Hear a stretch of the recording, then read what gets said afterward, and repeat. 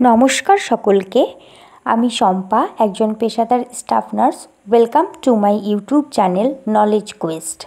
আজকে এই ভিডিওতে আমি আপনাদের সঙ্গে শেয়ার করব একটি নতুন বিজ্ঞপ্তি সম্পর্কে।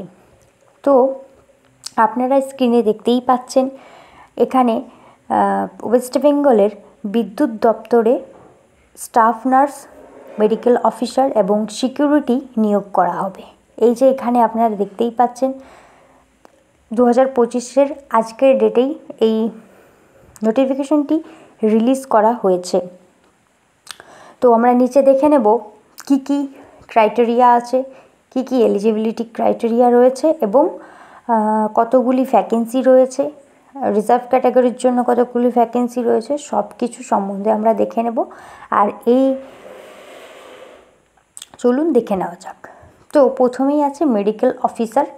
মেডিকেল অফিসারের জন্য রয়েছে বেসিক পে 56,100 টাকা থেকে 1,60,500 টাকা পর্যন্ত।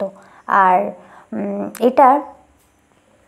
এটার যে মিনিমাম এসেন্সিয়াল কোয়ালিফিকেশান লাগবে সেটা হচ্ছে MBBS degree recognised by the medical council of India and register with West Bengal medical council. এই এসেন্সিয়াল কোয়ালিফিকেশানটা লাগবে এবং এখানে টোটাল ভ্যাকেন্সি রয়েছে 13টি। টোটাল 13টি ভ্যাকেন্সি এখানে রয়েছে, ঠিক আছে। ওকে, নেক্সট আমরা দেখে নেব সিকিউরিটি অফিসার। সিকিউরিটি অফিসারের বেসিক পে লেভেল হচ্ছে 56,100 টাকা থেকে 1,60,500 টাকা, একই। ওকে, এখানে ভ্যাকেন্সি রয়েছে টোটাল 10টি এখানে টোটাল ভ্যাকেন্সি রয়েছে। আর এখানে দেখতেই পাচ্ছেন এসেন্সিয়াল কোয়ালিফিকেশানটা এখানে দেখে নেবেন। আচ্ছা, আমি মেনলি যেটা নিয়ে ডিসকাস করব এখানে সেটা হচ্ছে স্টাফ নার্স। আমার চ্যানেলের বেশিরভাগ জনই এই স্টাফ নার্স স্টুডেন্ট রয়েছে অনেক বেশি, তো আমি এটাকে নিয়ে একটু ডিটেলসে ডিসকাস করছি। চলো দেখে নেওয়া যাক। স্টাফ নার্সের বেসিক পে রয়েছে 29,000 থেকে 84,500 টাকা পর্যন্ত। আচ্ছা, এখানে টোটাল ভ্যাকেন্সি রয়েছে 7টা। এখানে টোটাল ভ্যাকেন্সি আছে 7টা, ঠিক আছে। সিকিউরিটি অফিসারের ভ্যাকেন্সি 10টা আর স্টাফ নার্সের টোটাল ভ্যাকেন্সি হচ্ছে 7টা।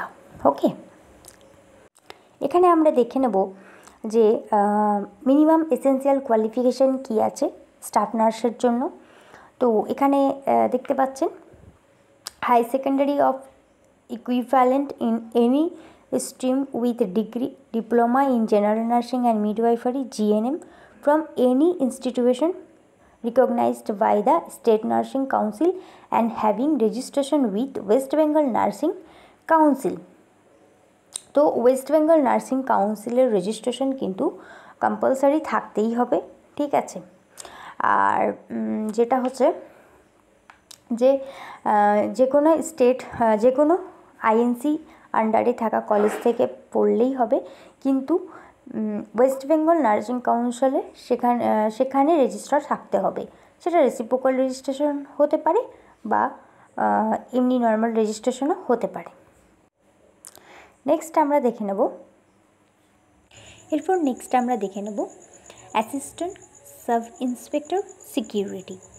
তো এখানে অ্যাসিস্ট্যান্ট সাব ইন্সপেক্টর সিকিউরিটির জন্য রয়েছে 31টা ভ্যাকেন্সি টোটাল, কিন্তু এখানে এক্স সার্ভিসম্যানরাই এখানে শুধুমাত্র চান্স পাবে, ঠিক আছে।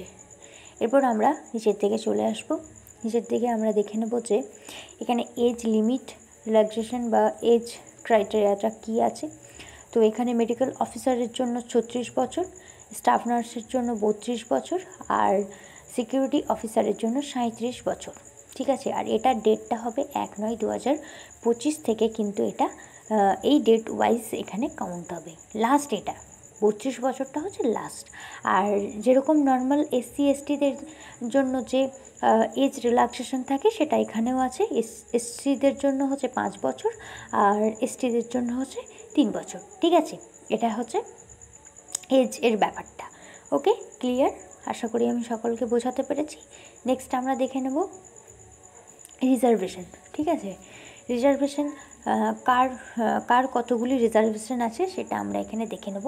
তো মেডিকেল অফিসারের জন্য টোটাল 13টা ভ্যাকেন্সি আছে, এটা আমি প্রথমেই বলেছি। এরপর হচ্ছে ইউআর ক্যাটাগরির জন্য একটা আছে, আর ইউআর ইসির জন্য দুটো আছে, এবং ইউআরের জন্য 0, ইউআরের জন্য 0। এখানে ইডাব্লিউএসের জন্য দুটো ভ্যাকেন্সি রয়েছে, আর ইডাব্লিউএসের জন্য এখানে ইকিউয়ের জন্য একটা, এবং এসসিদের জন্য এখানে কোনো ভ্যাকেন্সি নেই। তো এইটা আমি আর বলছি না, এটা আমি পিডিএফটা শেয়ার করে দিলেই তোমরা দেখে নিতে পারবে।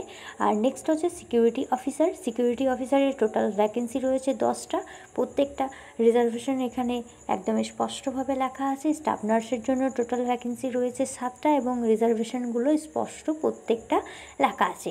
এখান থেকে ছকটা তোমরা একটু জুম করে চেক আউট করে নাও, সেটা বেশি ভালো হবে। আমি প্রত্যেকটা বলতে গেলে লং হয়ে যাবে ভিডিওটা। তো আমি নেক্সট চলে আসছি। স্টাফ নার্সের আরও কিছু এখানে ভ্যাকেন্সি রয়েছে, যেটা অন্য পোস্টের জন্য, ঠিক আছে। আমি নিজের দিকে চলে আসলাম। নিজের দিকে দেখো এখানে যেটা আরও আদার্স কিছু এখানে লেখা আছে, সেগুলো ইম্পর্টেন্ট না। আমি যেটা নিয়ে তোমাদের সাথে ডিসকাস করব সেটা হচ্ছে নিচের দিকে আরও চলে আসবো। এখানে আমি এডুকেশন কোয়ালিফিকেশানটা আরও একবার চেক আউট করে নেব, ঠিক আছে। নিচের দিকে চলে আসছি। নিচের দিকে আরও কিছু জিনিস রয়েছে যেগুলো তোমাদের সাথে না শেয়ার করলে নয়, সেগুলো আমি আরও ডিটেলসে সেগুলো ডিসকাস করে দিচ্ছি তোমাদের সাথে, ঠিক আছে। আরও নিচের দিকে একটু অপেক্ষা করো, দাঁড়াও, স্ক্রল ডাউন করছি আমি।